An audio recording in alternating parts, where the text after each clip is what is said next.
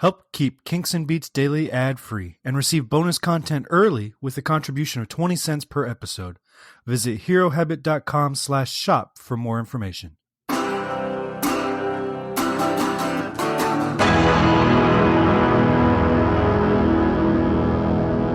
Hello and welcome to Kinks and Beats Daily. I'm your host, Tony Fry. Thank you for joining us on episode 135, where we are discussing Get Back by the Beatles. And this is a complicated history, but we're not going to go into every nook and cranny of this song because of this era. These songs get crazy complicated just because by the nature of which they were recorded. A lot of them were, this was the start of 1969.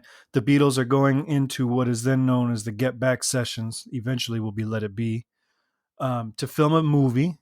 So they're in a movie studio. They are recording every movement that they make, but they're not in a recording studio. They're in a movie studio. They're on a sound stage. And so the sessions are weird. They're miserable. They're cold. They're too early in the morning. They're bickering at each other. But they're jamming. It's not structured in the least. And so Get Back is kind of born out of a jam and then developed a little bit. And then the lyrics are altered a bit, and it goes on and on and on before it's even really considered a real song, worthy of recording, let alone worthy of being a single. The song is released originally April 11th, 1969 as a single backed with Don't Let Me Down. That's a great single.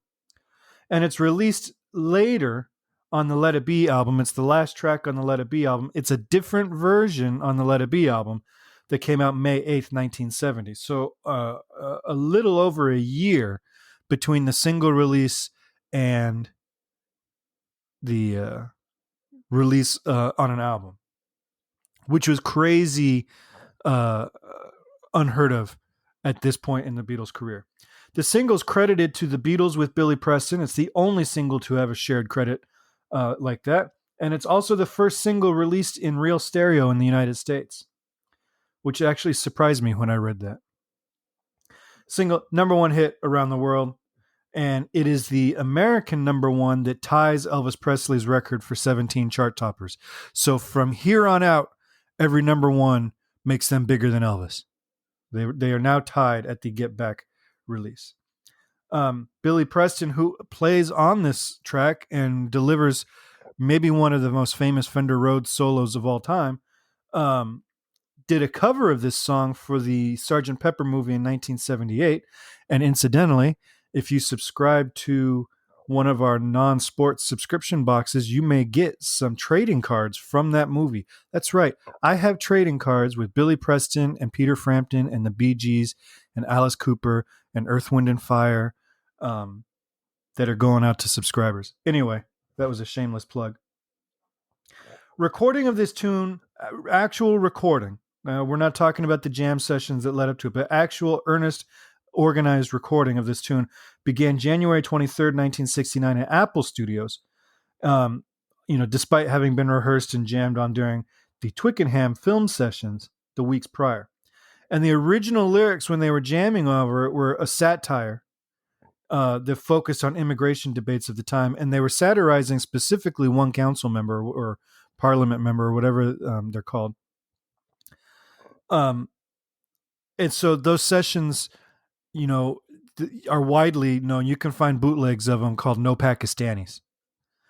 And the Beatles smartly chose not to go with those lyrics because satire lyrics, when you are singing from the perspective of somebody else, especially somebody else with unpopular opinions, don't age well, right? If I'm singing a song about a current politician who's not the president or the prime minister, but somebody, a congressman here in the States or something, and I'm saying I wrote a song singing from his perspective, it might be funny and biting now, but if my song is still popular 60 years later, and that politician's been dead for 45 years and nobody's thought of him and nobody knows who he is anymore, I'm the one that looks like a racist jerk or whatever at that point.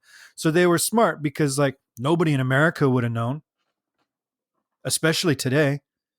This song is 50 years old now. Nobody would have known what they were singing about. All they would have known was the still living Paul McCartney was racist against Pakistani immigrants in England in the late 60s. So they were smart to change the lyrics. Plus, I've heard the no Pakistani lyrics. The release version is it's just a better song. So they changed the lyrics and they start recording January 23rd. On the 27th, they do 14 new takes. So nothing on the 23rd gets officially released. On the 27th, a few days later, they do 14 new takes. And the version that we hear on the Let It Be album comes from those sessions. And then the next day, they record the version that gets released as a single, as well as the B-side, Don't Let Me Down. So they bust through those in 2 days. And then 2 days after that, they're performing it live.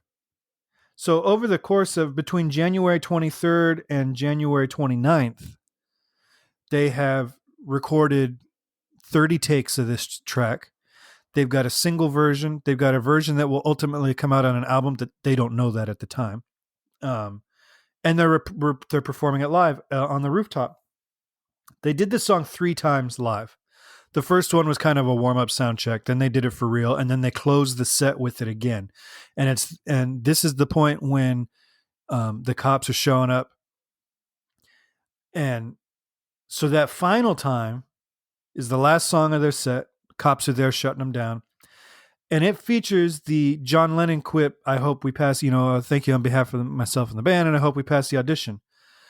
That little snippet at the end of the rooftop concert will get attached to the end of the first studio one that they recorded 3 days prior. So a lot, we just talked about Taxman, how the count in was added 2 months after the song was recorded or whatever it was. This is the same thing. The studio recording that we hear on the Let It Be album is completed. It ends with that false ending. But it's in the studio. That's a studio recording. And then they tack on this snippet from the end of the live recording to make it sound like that was the rooftop concert. I think it's probably before all the books came out on these sessions and Mark Lewison's books and stuff. I'd imagine this was a source of confusion for Beatles fans for a number of years. Harmonically, there's virtually nothing to talk about worth analyzing. This song mostly vamps on an A chord and then spends a bar here and there on a D chord. And this is it. Georgia was a man who thought he was a woman, but he knew it couldn't last. And even when they're on the D chord, that A is still there. So it's just droning over the A. And then the hits are just a G chord to a D chord.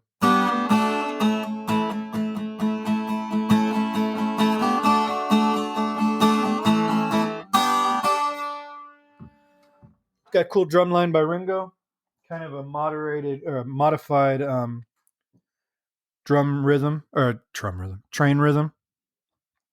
It's cool stuff. The guitar solos, John is actually playing lead on this one. George is playing rhythm.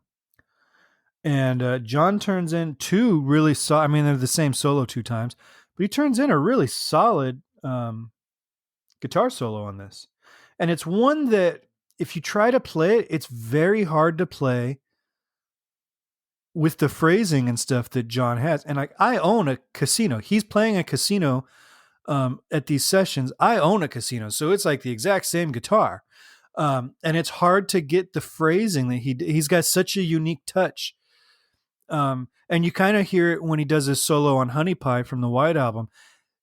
He's underrated, I think, as a brilliant rhythm guitarist. Nobody will deny he's a brilliant rhythm guitarist. The guy has, I heard somebody, a famous musician, I forget who, say he's got the best right hand in rock and roll. Like his strumming and stuff as a rhythm guitar player was fantastic. But I think he's underrated as a lead guitar player. He's a very competent lead guitarist. I think Harrison's better. But I think in the hierarchy of lead guitarists, I think Lennon is right below Harrison, and I think McCartney is below Lennon. But that's neither here nor there. I don't need your listener mail on that particular topic. But he turns in a fantastic solo here. Like I mentioned earlier, Billy Preston's got it's an iconic Fender Rhodes solo. Everything about this tune is good. This is a solid song. It's one of my favorite Beatles songs. It's one that when I saw Paul live, he didn't do it, and we're walking out and he does a 3-hour show, and this is the genius of Paul McCartney.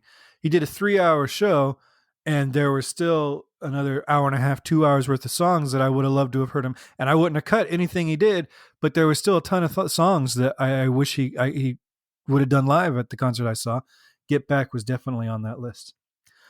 So that's it for me on Get Back. What are your thoughts on this song? You can give me a call at 925-494-1739 or email me, kingsandbeats@herohabit.com. And of course, if you swing by Hero Habit, we do have a discussion group available to anybody who wants to use it. I would love to see that get going and to have some meaningful conversations without all the Facebook noise that you get on other groups. All right. Yeah, that's it. I will talk to you soon. Thanks for listening. Make sure you swing by iTunes. Give us a 5-star rating and review, please. All right. Have a great day. Stay safe out there, everybody.